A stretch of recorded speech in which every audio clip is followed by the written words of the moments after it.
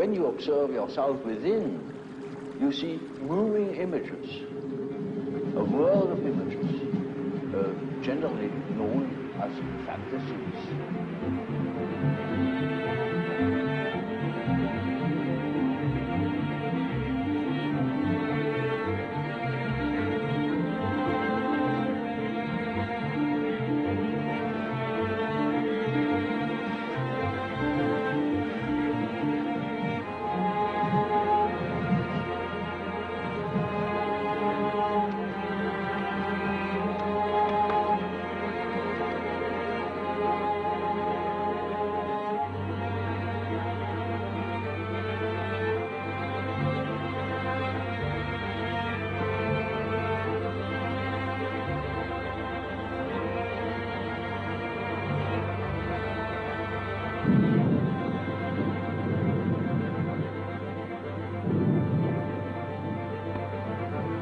Early childhood, a character is already there. You see, the child is not born tabula rasa, as one assumes.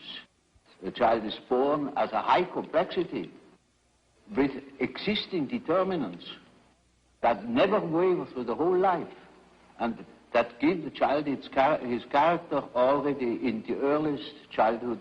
A mother recognizes an individuality of her child.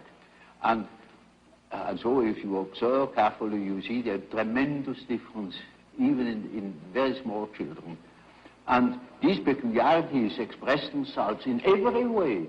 So first, the peculiarities express themselves in all childish activities, in the way how it plays, in the things it is interested in. There are children who are tremendously interested in all moving things, and in movement chiefly. All the things, you see, that affect the body. And so they are interested in what the eyes do, what the ears do, how far you can bore into the nose with your finger, you know. Now, you see, these things, these interests express themselves in a typically childish way in children, and later on they express themselves in other peculiarities, which are still the same, but it doesn't come from the fact that they once have done such a thing in childhood. It is the character that is doing it. There is a definite inherited complexity. You see, we are born into a pattern. We are a pattern. We are a structure that is pre-established through the genes. It is a biological order of our mental functioning, as for instance our biological or physiological function follows a pattern, or the behavior of any bird or insect follows a pattern, and that is the same with us. Man has a certain pattern that makes him specifically human, and no man is born without it. We are only deeply unconscious of these facts because we live all by our senses and outside of ourselves. If a man could look into it himself, he would discover it. And when a man discovers it, nowadays he thinks he's crazy. And he may be crazy.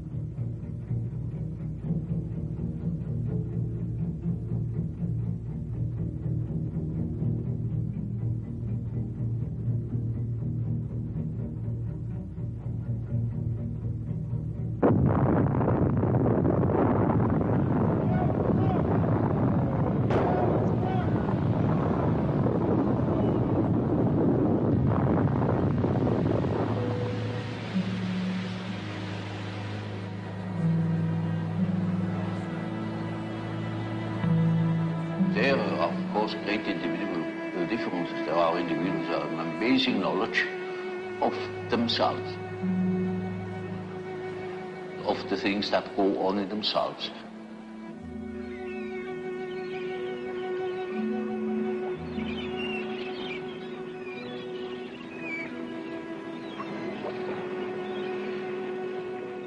But even those people wouldn't be capable of knowing what is going on in their unconscious.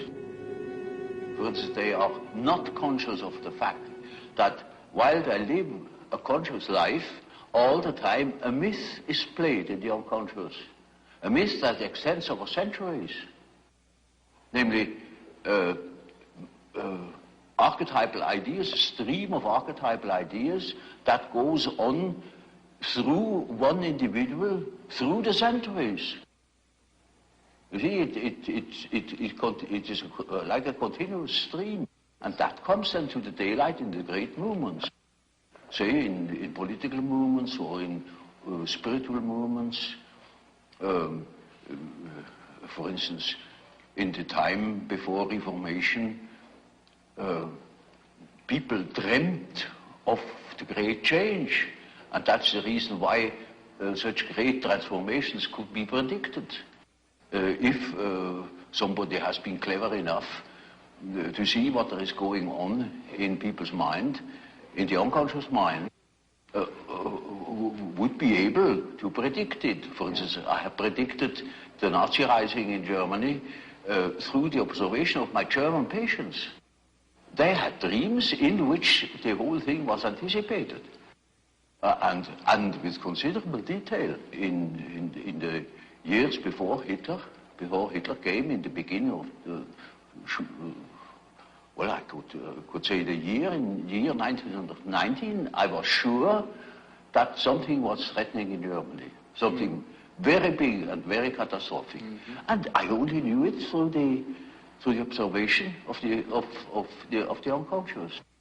When you observe the world, you see people, you see houses, you see the sky, you see tangible objects.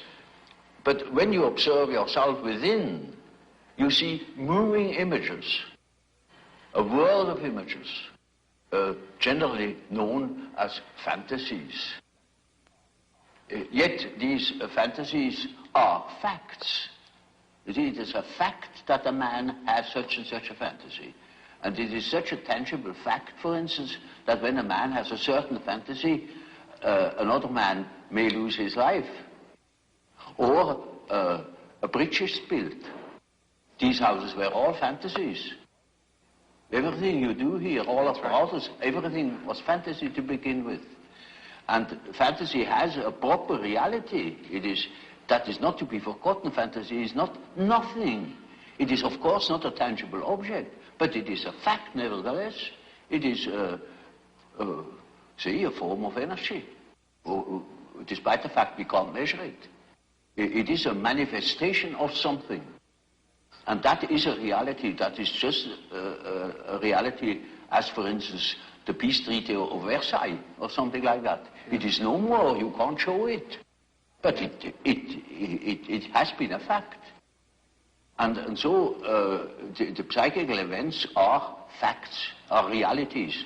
And when you observe the stream of images within, you observe an aspect of the world within.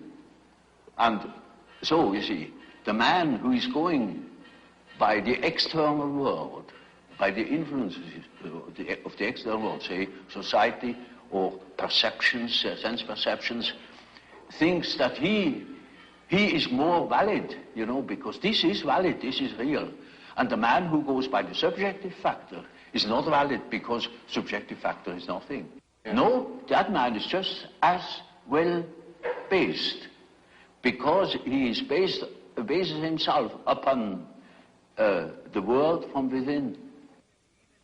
And so he is quite right, even if he says, oh, there's nothing but my fantasy, you know. And of course that is the introvert. And that the introvert is always afraid of the external world. He will tell you, when you ask him, he will be apologetic about it. Of course, yes, I know only my fantasies. And he has always a resentment.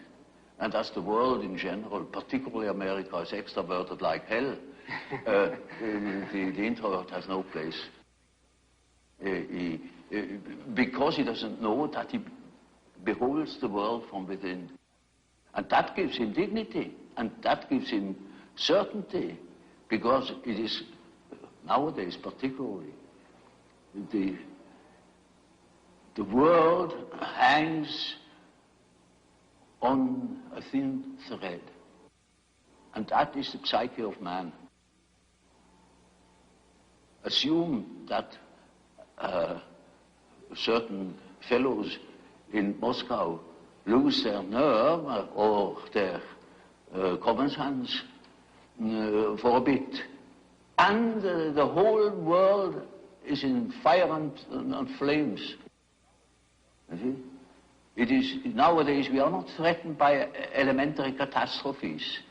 There is no such thing as an H-bomb. That is all man's doing.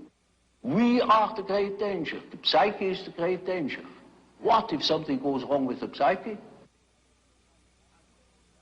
You see? And so you see, it is demonstrated to us in our days what the power of the psyche is of man, how important it is to know something about it, but we know nothing about it.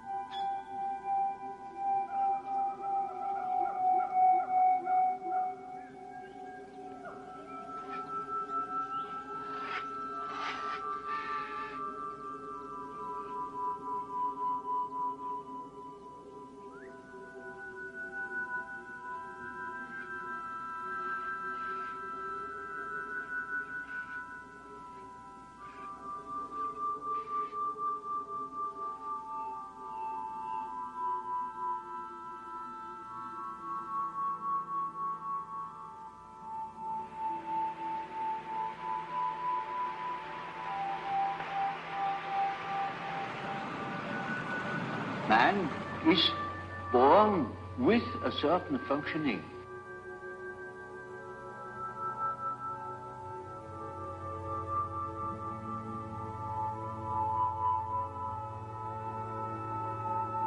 A certain way of functioning, a certain pattern of behavior.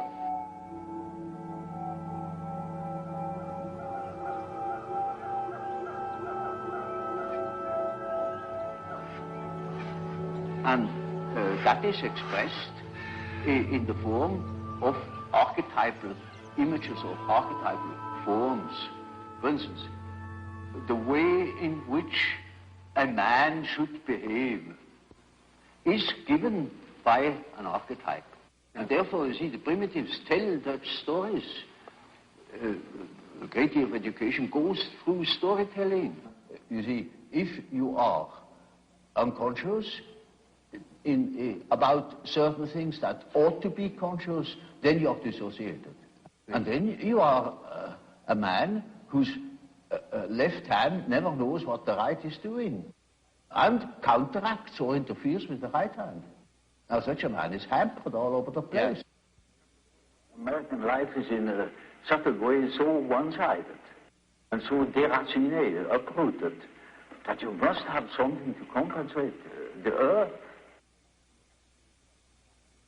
You see, you have to pacify your unconscious all along the line, because it is in absolute uproar. Yeah. So at the slightest provocation, you have a big moral rebellion in America. Look at the rebellion of modern youth in America, yeah. The sexual rebellion and all that, because yeah. the real natural man is just in open rebellion against the utterly inhuman form of life.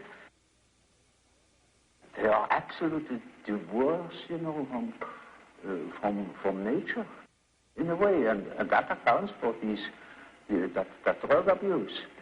I noticed with my patients, particularly with people that are in public life, that they have a certain way of presenting themselves. For instance, take the doctor. He has a certain way. For instance, he has good bedside manners, and he behaves as one expects a doctor behaves. He may even identify himself with it and believe that he is what he appears to be. And so when he is a professor, he's also supposed to behave in a certain way so that it is plausible that he is a professor, you know.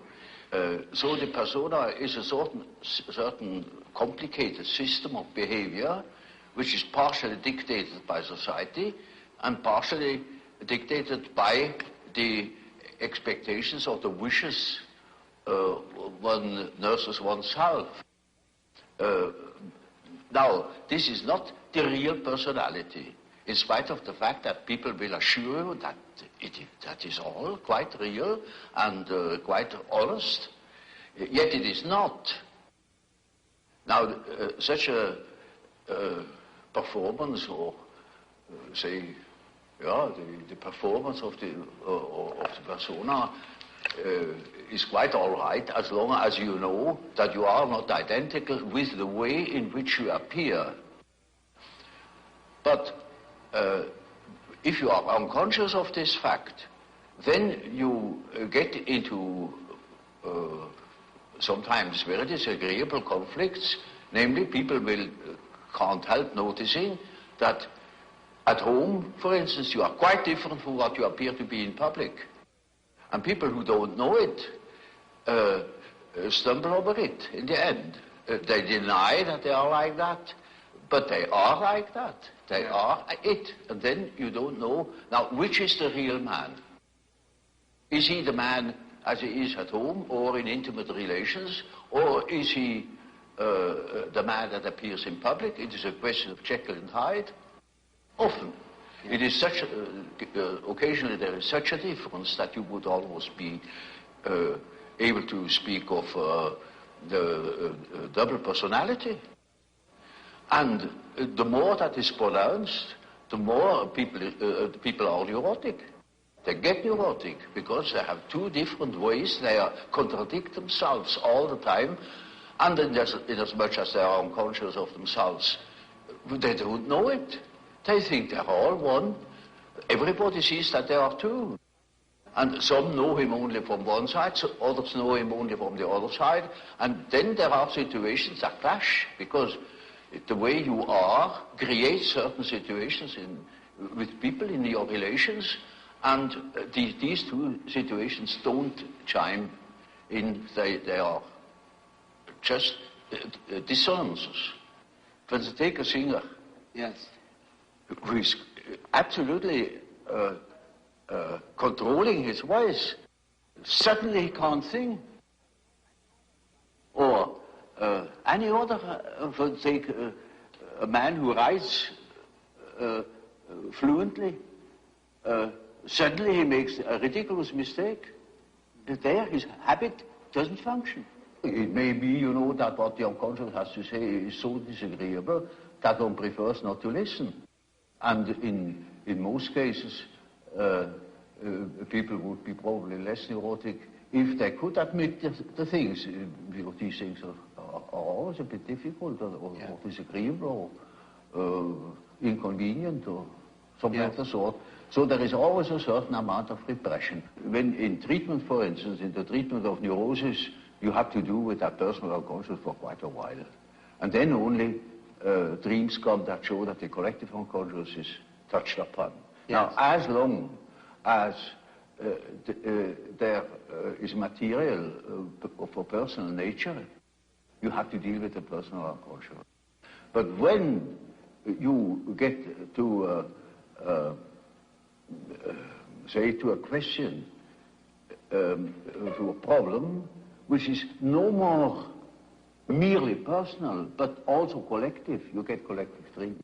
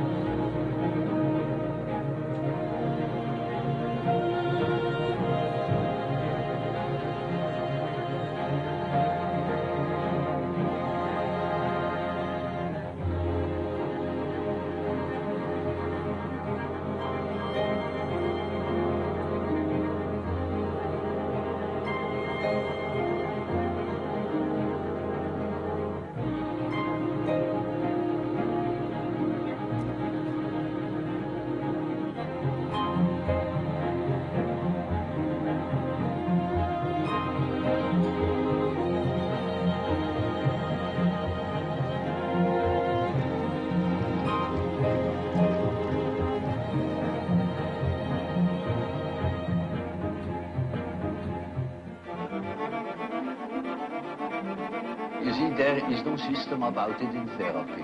In therapy, you treat the patient as he is in the present moment, irrespective of causes and such things. That is all more or less theoretical. There are cases who know just as much about their own neurosis as I know about it, in a way. In such cases, I can start right away with posing the problem. For instance, there is a case, a professor of philosophy, and he imagines that he has cancer. He shows me several dozen X-ray plates that prove that there is no cancer. He says, of course I have no cancer, but nevertheless I'm afraid I could have one. You see, I have consulted so many surgeons and they all assure me there is none, and I know there is none, but I might have one, you see, and that's enough. Now, you see, such a case can stop from one moment to the other. He simply stops thinking such a foolish thing, you see. But that is exactly what he can't do. You know it is nonsense, and why should you think it? Or what for should you think it? Well, and what is that power that makes you think such a thing? It's like a possession, you know. Exactly. It's like a demon in him that makes him think like that, in spite of the fact that he doesn't want it. You see, then we have the problem. That is the problem for an intellectual man. And then I say, now, you see, you don't know, you have no answer. I have no answer. Now what are we going to do? I say, now we must see what you dream. Because the dream is a manifestation of the unconscious side. Now he never has heard of the unconscious side. So I must explain to him that he has an unconscious. And that the dream is a manifestation of it. And if we succeed in analyzing the dream, we might get an idea about that power that makes him think like that. You see? In such a case, one can begin right away with the analysis of dreams. And in all cases that are a bit serious, mind you, this is not a simple case, this is a very serious and difficult case, in spite of the simplicity of the phenomenology, of the symptomatology. In all cases, after the preliminaries, as it were, history of the family, the whole medical anamnesis, etc., we come to that question. What is it in your unconscious that makes you wrong, that hinders you to think normally? And then we are there where we can begin with the observation of the unconscious. And then, day by day, one goes on by the data the unconscious produces. You see, we discuss the dream, and that gives a new surface to the whole problem. And he will have another dream, and the next dream gives again an answer, because the unconscious is in a compensatory relation to consciousness. And after a while, we get the full picture. And if he has the full picture and has the necessary moral stamina, well, then he can be cured. But in the end, it is a moral question whether a man applies what he had learned or not.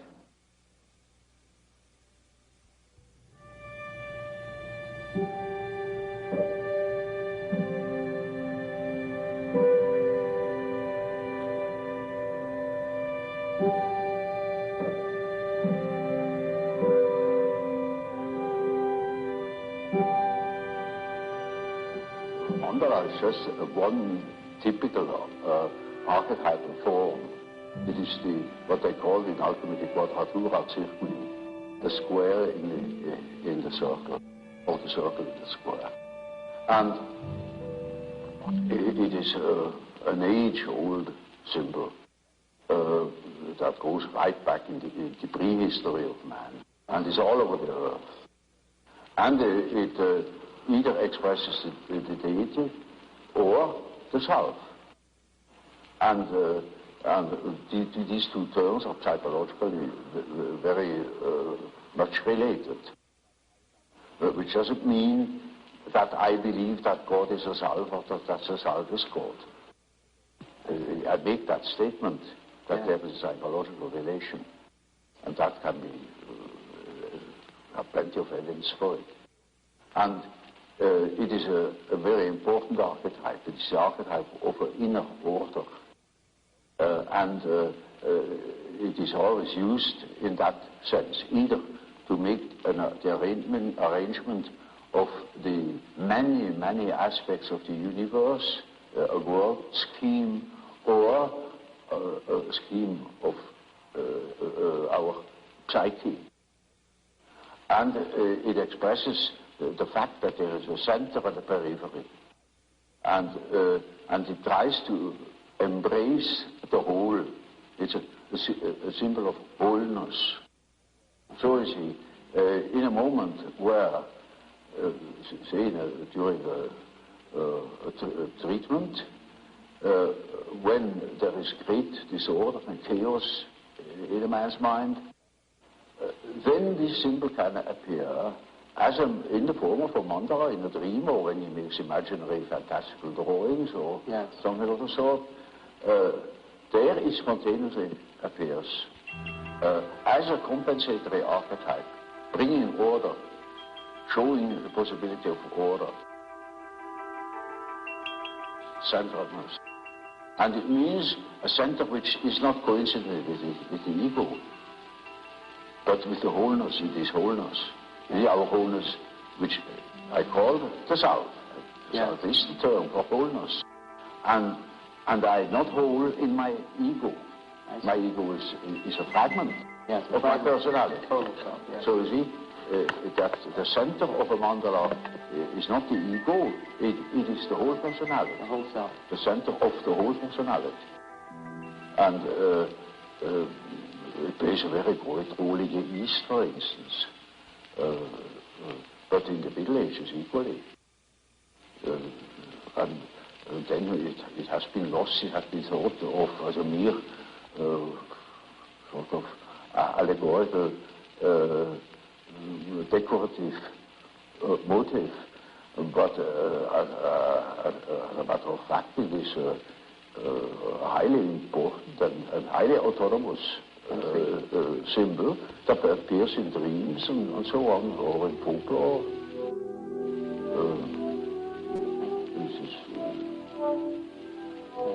One could easily say that the main archetype.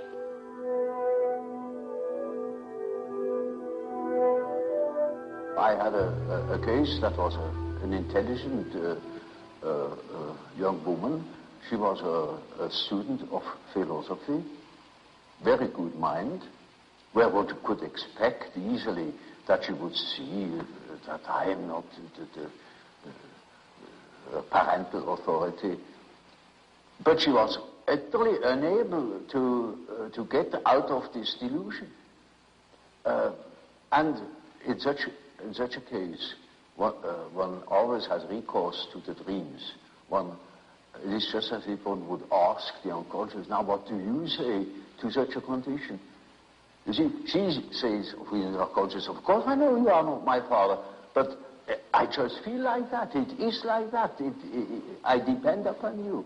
And I say, now we will see what the unconscious says. Now the unconscious produces dreams in which I really assumed a very curious role. You know, she was the little infant, she was sitting on my knees, I held her in my arms, I was a very tender father to the little girl, you know. And the last dream of that series was, I cannot tell you all the dreams, was that it was out in nature. I stood in a field of wheat, an enormous field of wheat that was ripe for harvest. And I was a child. And I held her in my arm like a baby. And the wind was blowing over that field of wheat. Now, you know, when the wind is blowing over wheat field, these waves in the wheat field. And with these waves, I swayed like that. putting her as if it were to sleep, you know. And she felt as being in the arms of a God, of the Godhead. And I thought, now the harvest is ripe, and I must tell her. And I told her, you see, what you want and what you project into me, because you are not conscious of it, is you have the idea of a deity. You don't possess. Therefore, you see it in me. That clicked. Because, you know, she had a rather intense religious education. Of course, it all vanished later on. And something disappeared from her world. Her world became merely personal.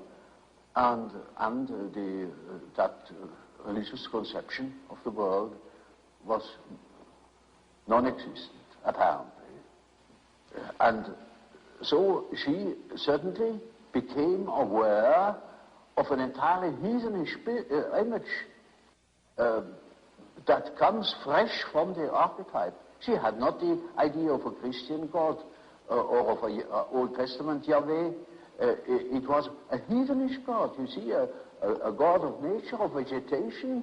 He was the wheat himself. He is the spirit of the wheat, the spirit of the wind. And she was in the arms of that Newman. No. Now, that is the living experience of an archetype. Now, that made a tremendous impression upon that girl, and instantly it clicked.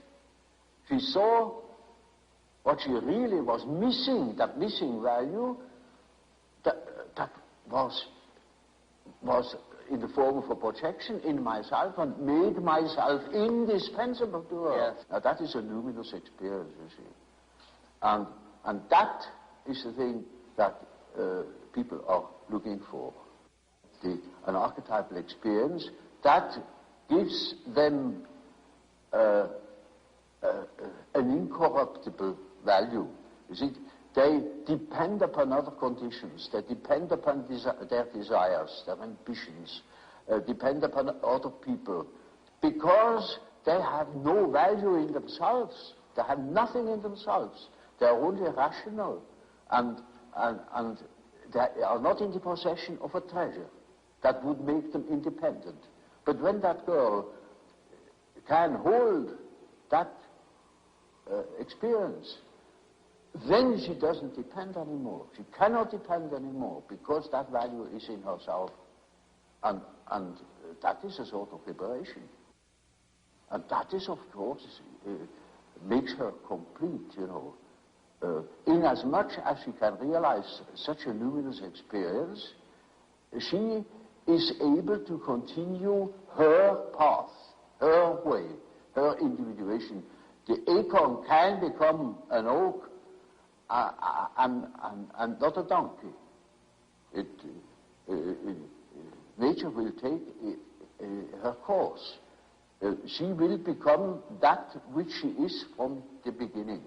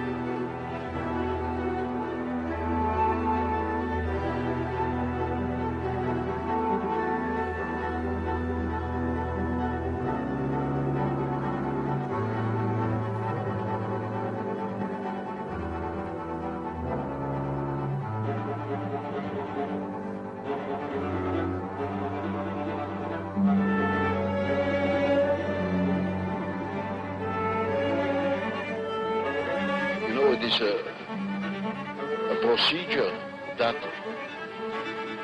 has many stages or levels. If you treat an ordinary case of neurosis, it may only go as far as healing the symptoms or giving the patient such an attitude that he can deal with his neurosis. Sometimes it takes you a week, sometimes a few days, sometimes it is just one consultation in which I clean up a case. It is, of course, always the question to know where or what. It needs a good deal of experience, but other cases take very long, and you couldn't send them away because they wouldn't. They want to know more. They make they make the whole process of development. They that goes from stage to stage, a widening out of the mental horizon. You cannot imagine how one-sided people are nowadays, and so it needs no end of work to get people rounded out or mentally more developed, more conscious.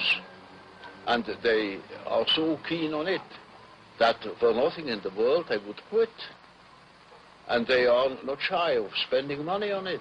As each plant, each tree grows from a seed and becomes in the end, say, an oak tree, so man becomes what he is meant to be. At least he ought to get there. But most get stuck. They could get much further if they had heard proper things or if they had spent the necessary time on themselves. But this is not popular, you know, to spend time on oneself, because our point of view is entirely extroverted.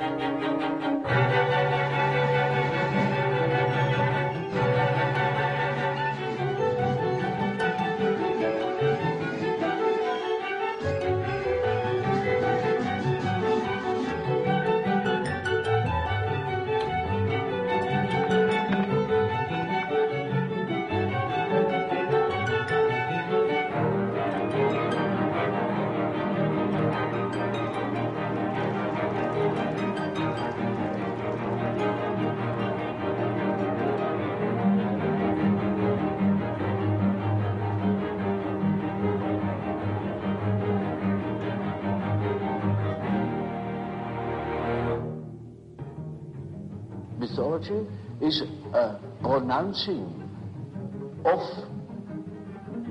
series of images that formulate the life of archetypes. And so the statements of every religion, of many poets and so on, are statements about the inner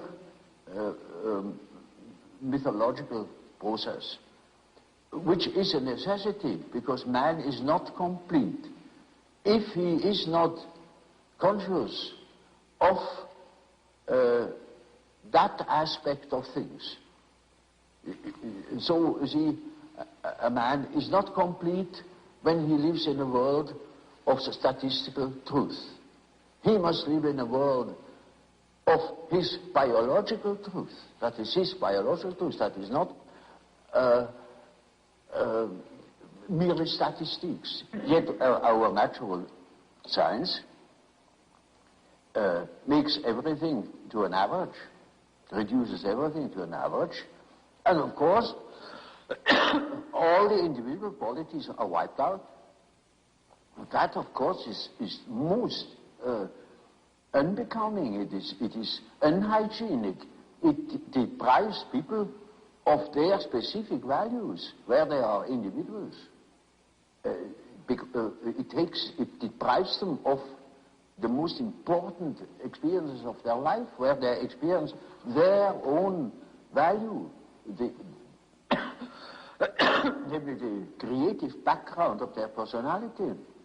And we think we are able to be born today and to live in no myth, without history. That is a disease. That's absolutely abnormal, because man is not born every day. He is once born in a specific historical setting with the specific historical qualities, and therefore he is only complete when he has a relation to these things. It is just as if you were born without eyes and ears, when you are growing up with no connection with the past. From the standpoint of natural science, you need no connection with the past. You can wipe it out. And that is a mutilation of the human being.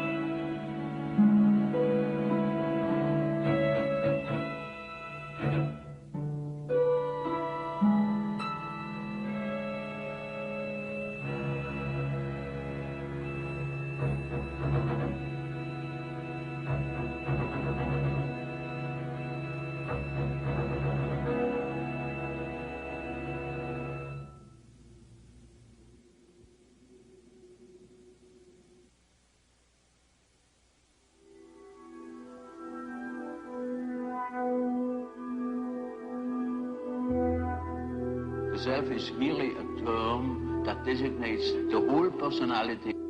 The whole personality of man is indescribable. His consciousness can be described. His unconscious cannot be described, because the unconscious, as I must repeat myself, is always unconscious. And it is really unconscious, but really does not know it. And so we don't know our unconscious personality. We have hints, we have certain ideas, but we don't know it really. Nobody can say where man ends. That is the beauty of it, you know. Yeah. It's very interesting. Yeah. The unconscious of man can reach God knows where. There we are going to make discoveries.